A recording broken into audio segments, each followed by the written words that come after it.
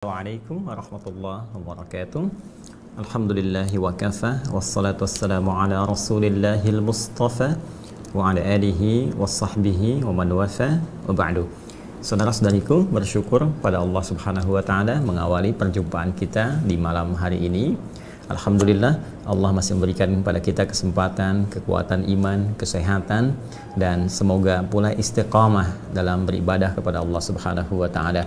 Kita bermohon semoga seluruh rangkaian aktivitas yang telah kita tunaikan menjadi bagian dari titian amal ibadah kita yang diikhlaskan oleh Allah Subhanahu wa taala sampai dengan detik kali ini. Mengawali perjumpaan kita di Aqsa Al-Qur'an Sunnah Solution edisi malam hari ini, seperti biasa kita memohon kepada Allah semoga Allah berkenan menguatkan jiwa hamba-hambanya yang sampai malam hari ini belum bersyahadat, belum berislam, semoga mampu bersyahadat, berislam sebelum wafat kembali kepada Allah Subhanahu wa taala. Pun juga dengan kita semua, semoga kita senantiasa dijaga oleh Allah dan dicurahkan rahmat, perlindungan, ampunan, pun demikian dengan kekuatan untuk beribadah sebaik yang bisa kita lakukan sebelum pulang menghadap kepada Allah Subhanahu wa taala. Kita akan coba lanjutkan kajian kita masih di surah Al-Baqarah, surah kedua dalam urutan mushaf di Al-Quran Al-Karim, masih di ayat yang ke-8, 9, dan 10. Ya, di pertemuan lalu telah kita coba masuki pada ayat yang ke-9 dan telah kita tuntaskan. Insya Allah hari ini kita akan masuki pada ayat yang ke-10 surah kedua surah Al-Baqarah. Sebelumnya kita coba hadirkan dulu kondisi pengantar untuk memahami keterkaitan antara ayat ini dengan untayan-untayan ayat sebelumnya sehingga kita memiliki gambaran yang utuh sebelum kita masuk pada kajian di ayat ke-10 surah Al-Baqarah ini. Teman-teman sekalian, seperti kami sering utarakan, tegaskan di awal setiap sesi kajian, bahwa di surah Al-Baqarah ini Allah Subhanahu wa taala membuka surah ini dengan memperkenalkan 3 golongan utama manusia. Golongan pertama adalah golongan yang dinilai terbaik menurut Allah Subhanahu wa taala, sehingga dengan sifat terbaik ini Allah berkenan senantiasa memberikan perlindungan, ya. Kemudian petunjuk pedoman hidup yang sesuai dengan maslahat yang mengantarkan pada kesuksesan dan kebahagiaan. Di ayat kelima ditegaskan ulaika ala hudam mir rabbihim wa ulaika humul muflihun.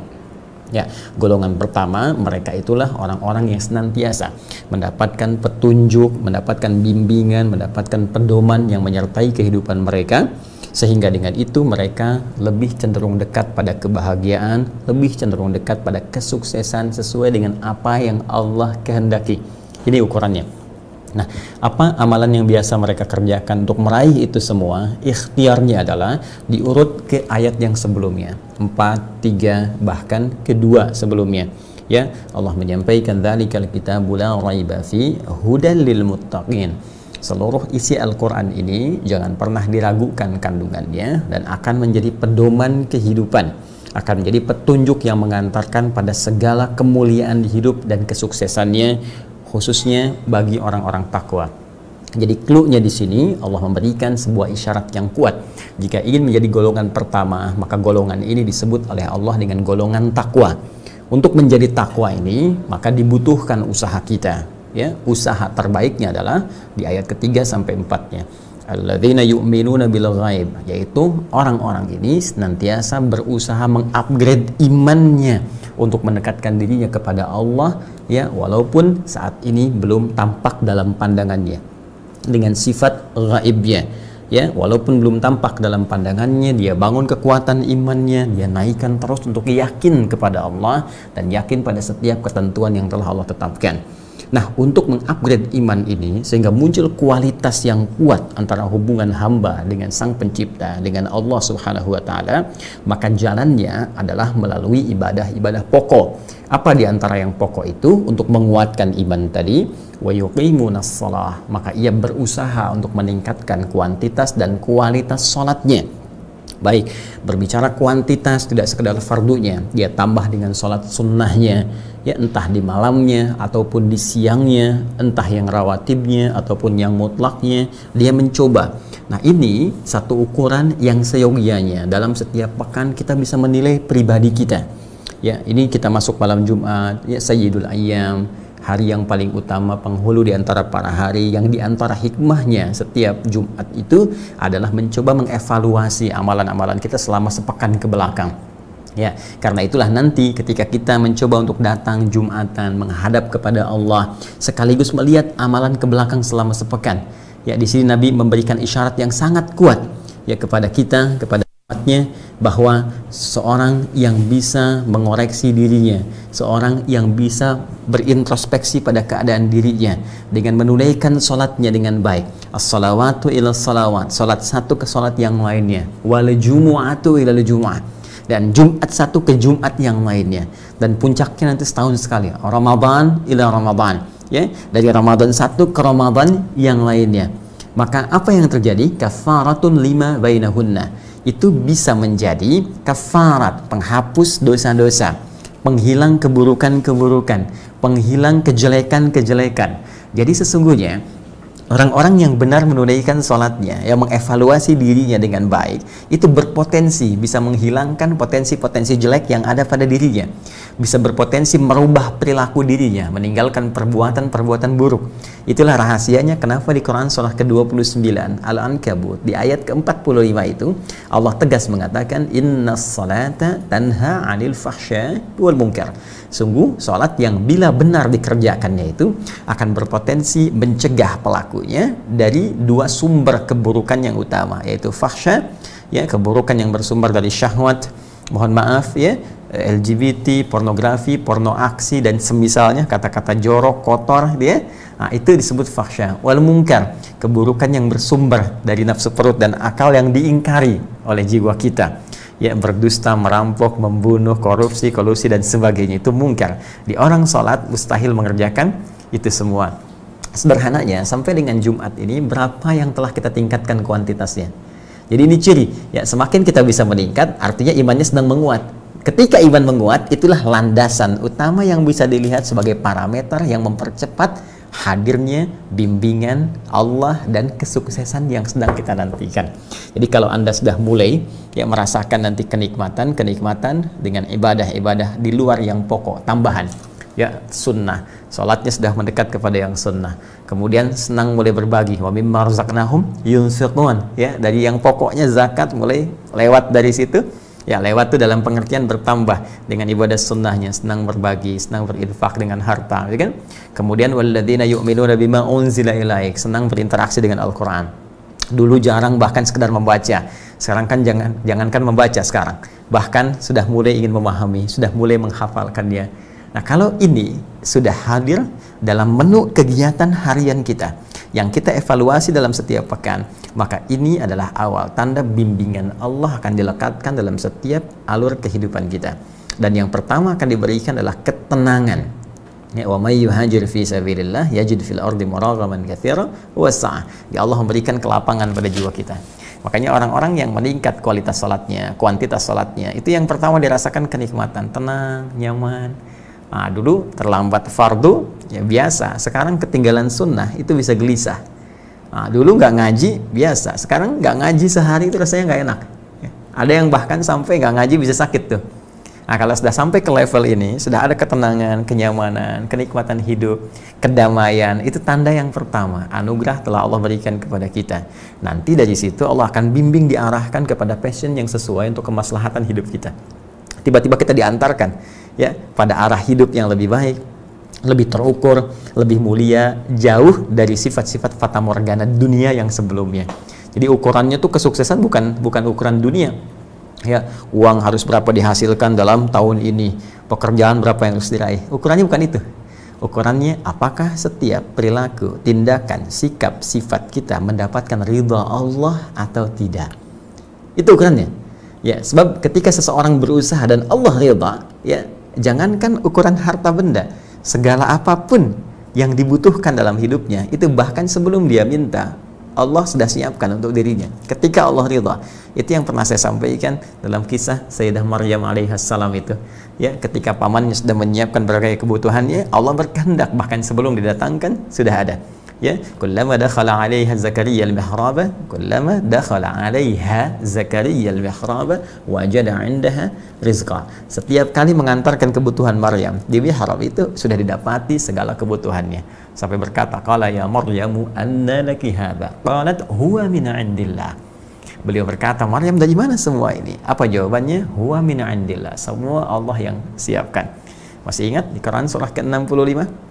Ya, di akhir ayat kedua, di awal ayat ketiga itu, wa may yattaqillaha yaj'al lahu makhraja wa yarzuqhu min haitsu la yahtasib.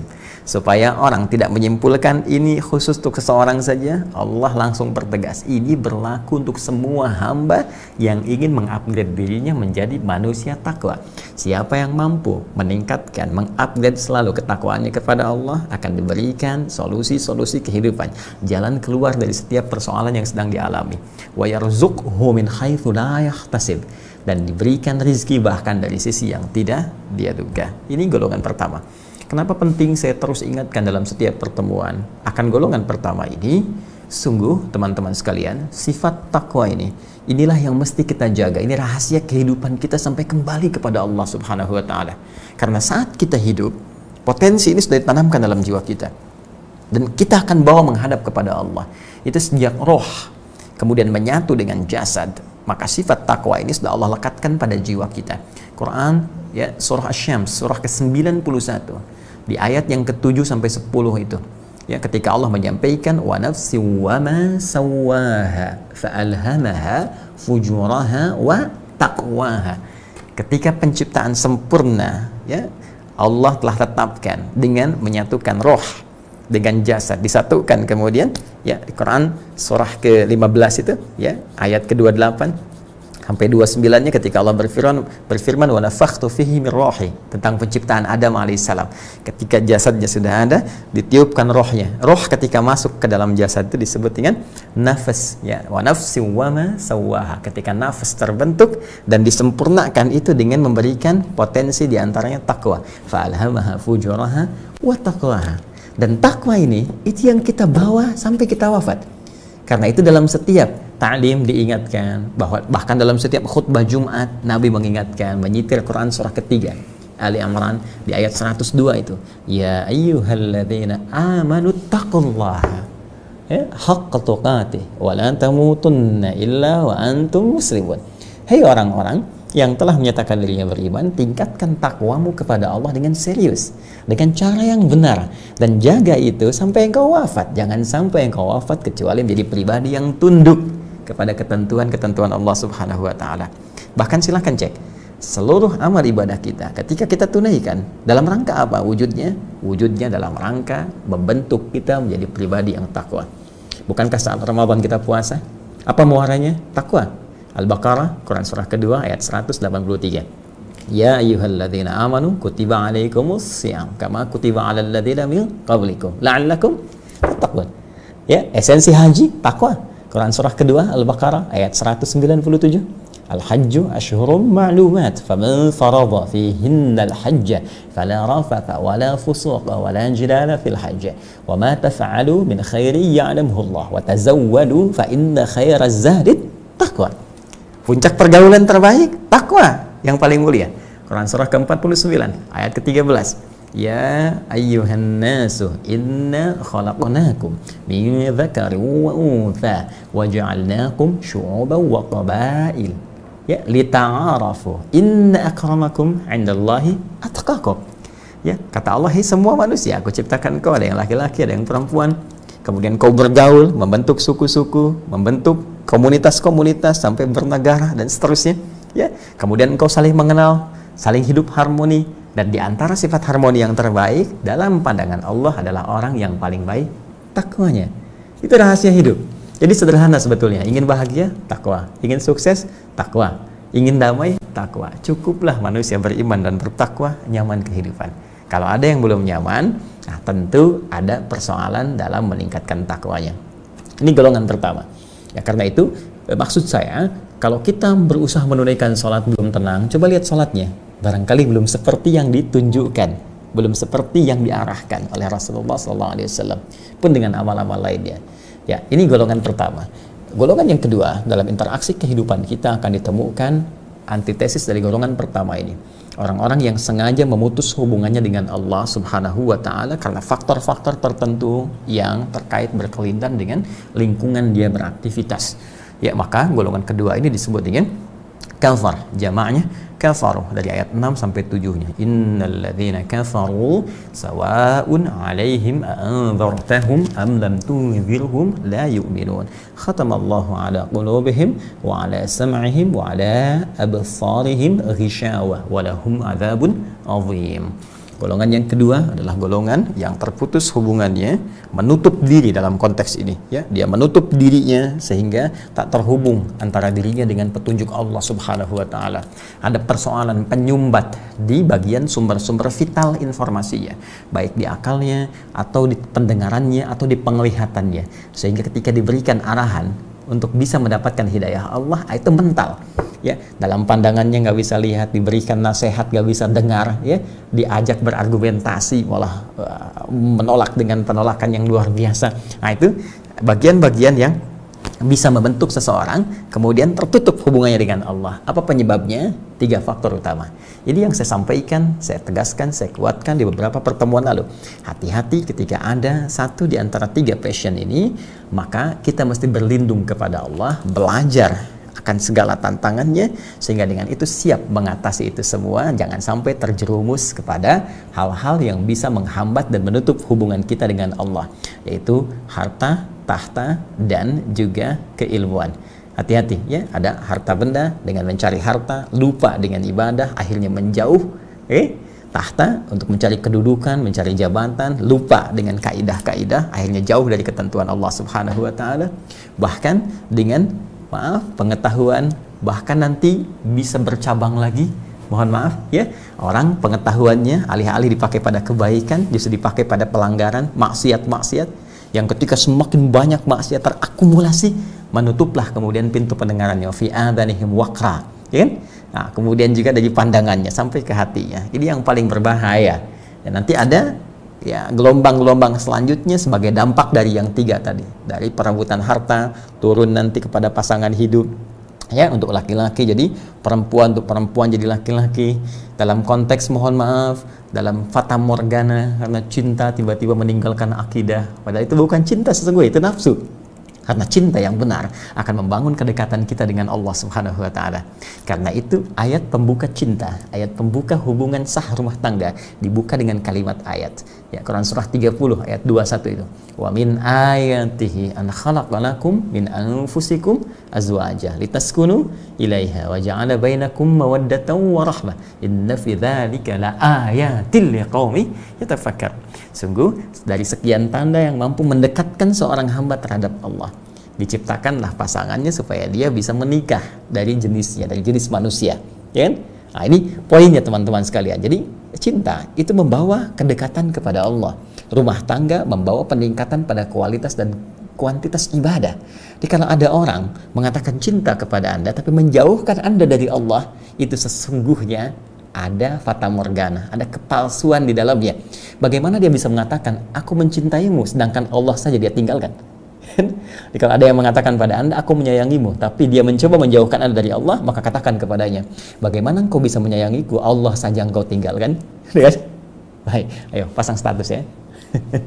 Nah, yang ketiga, yang concern kita di dalamnya adalah golongan yang abu-abu, nggak jelas kelihatannya. Ya, kalau yang tadi itu kelihatan, oh ini nampak dari perilaku, nampak dari sikap, nampak dari sifat, sehingga dari kejauhan bisa kita doakan untuk berubah, sehingga Allah lembutkan dulu hatinya, dengan kelembutan itu berkenan, bisa mendengarkan arahan-arahan. Ya, jadi jangan dulu dihukumi, oh ini begini, ini begitu, tidak, tapi kita bisa mencoba untuk mengarahkan pada kebaikan. Itu misi yang kita bawa. Setiap orang masih punya hak untuk berubah lebih baik, dan itulah dahsyatnya Islam. Memberi peluang kepada setiap hamba, ya, sezalim-zalimnya Fir'aun atau sefir'aun-fir'aunnya Fir'aun, ya, itu masih diberikan kesempatan oleh Allah untuk mau kembali bertobat sampai nyawa di kerongkongan. Hanya sayang, ya, kefir'aunannya Kesombongannya membuat ia untuk menolak kemudian itu semua dan memilih dalam kondisinya sampai baru sadar ketika nyawanya sudah di kerongkongan, yaitu terlambat. Ya, sepanjang itu belum terjadi, bagi kita semua diberikan kesempatan oleh Allah, diberikan keterangan di masa lalu, bukan untuk ditiru, tapi untuk diketahui sehingga mencegah kita dari perbuatan yang buruk, meninggalkan yang salah, menuju segala perbuatan yang soleh yang Allah senangi.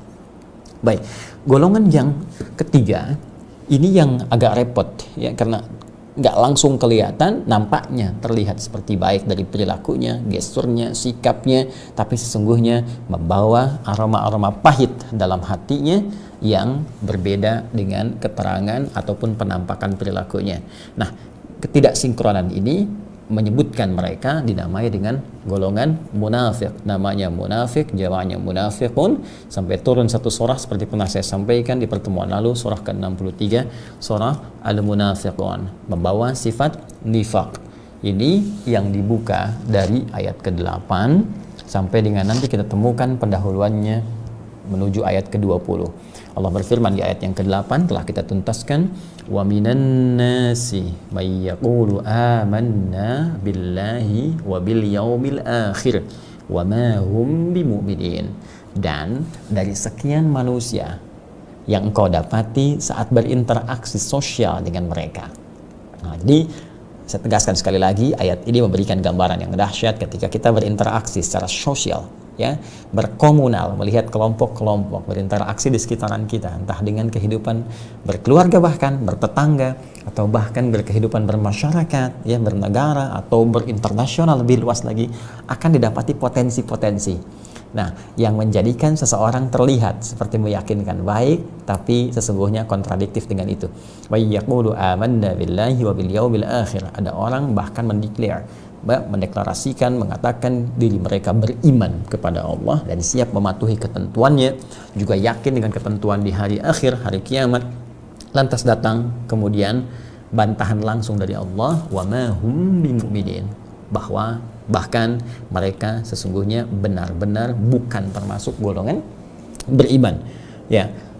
Lalu dengan sangat dahsyat Allah memberikan keterangan dan sindiran yang tajam, yukhadi'unallaha walladzina amanu, mereka mencoba menipu Allah dan orang-orang yang benar-benar beriman, benar-benar yakin kepada Allah Subhanahu wa taala.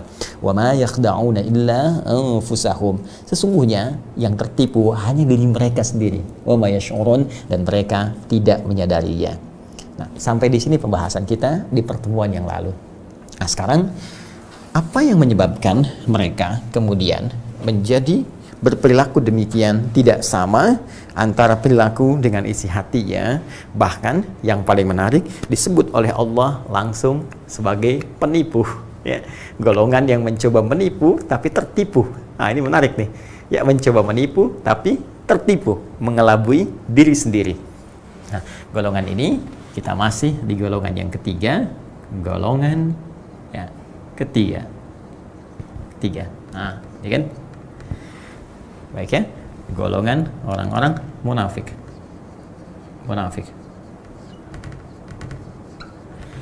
Ini mohon izin saya tegaskan, ya, supaya tidak nanti salah tafsir. Ini hanya klasifikasi saja, ya, tidak ada hubungan dengan jalan tol.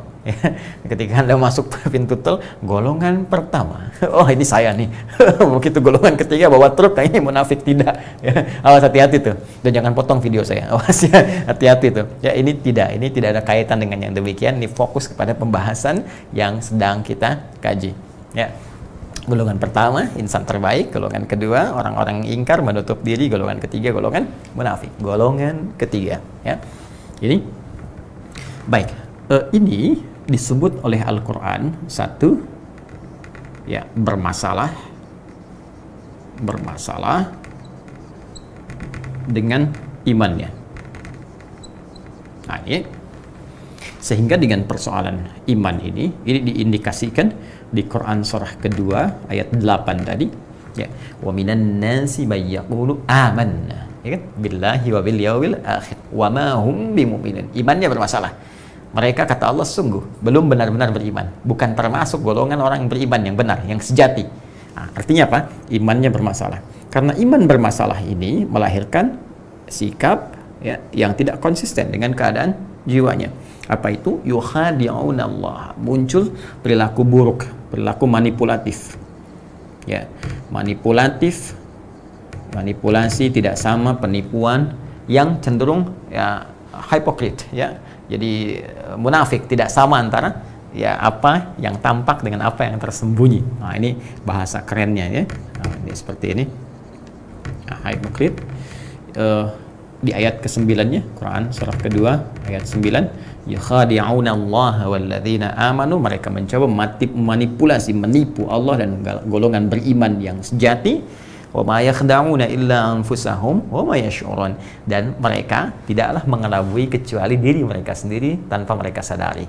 Nah, apa yang menyebabkan seseorang ini menjadi munafik dengan persoalan imannya ini? Kita ingin telusuri sejenak teman-teman sekalian, sehingga memunculkan sikap-sikap yang manipulatif dan tidak kesesuaian antara hati dengan perilakunya. Nah, saya tegaskan di pertemuan-pertemuan jauh sebelumnya, karena itu kami sarankan Anda mengkaji kembali, belajar lagi video-video yang awal supaya ada ketersinambungan dengan yang kekinian. Iman itu selalu terkait berkelindan dengan kemantapan jiwa, hati. Ya.